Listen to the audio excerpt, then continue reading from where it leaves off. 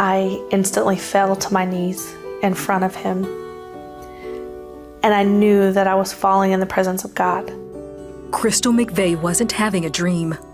She had died and says she woke up in heaven. And it was this God that I had run from my whole life. Her journey away from him began when she was molested at 3 years old. I grew up believing that I was disgusting and broken and filthy. Crystal went to church with her mother. When she was 8, she accepted Christ and was baptized. She hoped that would cleanse her from the guilt and shame of being molested. But the abuse continued until she was 12 years old. I decided that there were two options. Either one, there was a God and he didn't love me for whatever reason, because he hadn't stopped the things that had happened in my life, he hadn't saved me, or two, there was no God. In her teen years, Crystal started using drugs and alcohol and was promiscuous. By the time she was 21, Crystal was a divorced mother with 2 children. Finally, at 28, she settled down and married Virgil, and they had twins. 10 months later, in December 2009, doctors performed a routine procedure that triggered pancreatitis. She had complications and ended up with a 110-degree fever. Her mother, Bonnie, came to the hospital. She didn't look right. She looked swollen to me. They had put her on a pain pump. I felt very calm and very peaceful. And I remember opening my eyes and seeing my mom sit at the chair at the foot of my bed. And I told her that I loved her. Mom, I love you. She felt cold. And when I looked up, her lips were blue. And she wasn't breathing. And I turned around and her face was black. And I just started screaming, she's dead, she's dead. The nurse told me, she said, you need to leave, you need to, and I told her, I'm not going anywhere. Code blue, we need the crash cart in here, quick. For the next 9 minutes, doctors and nurses tried to resuscitate Crystal. About that time, Crystal's husband Virgil arrived. Everything went through my mind. I didn't know if she was alive, I didn't know if she was dead. I know why they didn't want me in there. It's violent. And so her 9 minutes in heaven were my 9 minutes in hell. While the team worked to revive her, Crystal says she was in heaven. The first thing I remember becoming aware of was that I was still me. And I was still the me who had just told my mother that I loved her and died. And I was very aware of the fact that I had just died. But I was also the me that had existed from the moment that God had created me. The light came to me as if I was in the middle of the tunnel, yet it went on for eternity. I remember being so at peace and so bathed in this light and this love. She knew she was in the presence of God. I didn't see a face. I didn't see any features other than this beautiful light.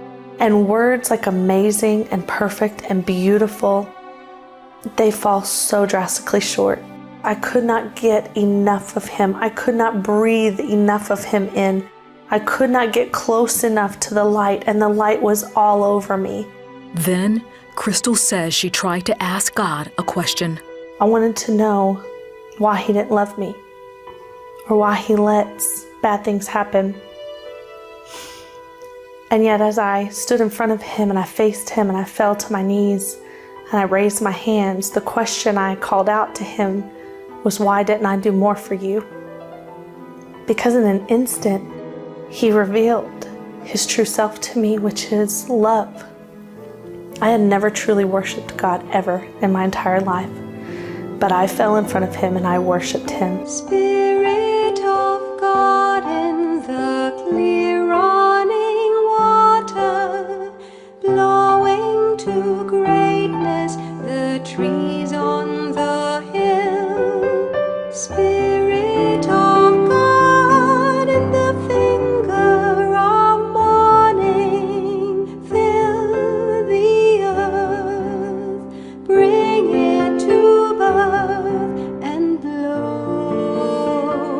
where you will. Blow, blow, blow till I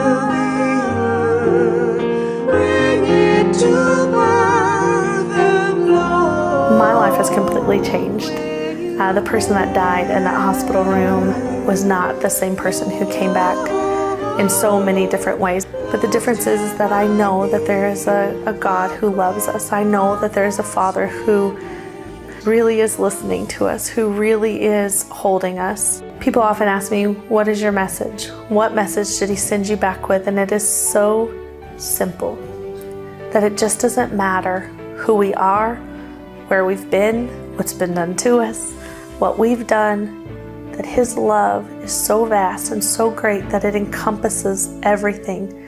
And that we have that love not for anything that we've done to deserve it, but because he finds us worthy and because he gives us the choice to choose him.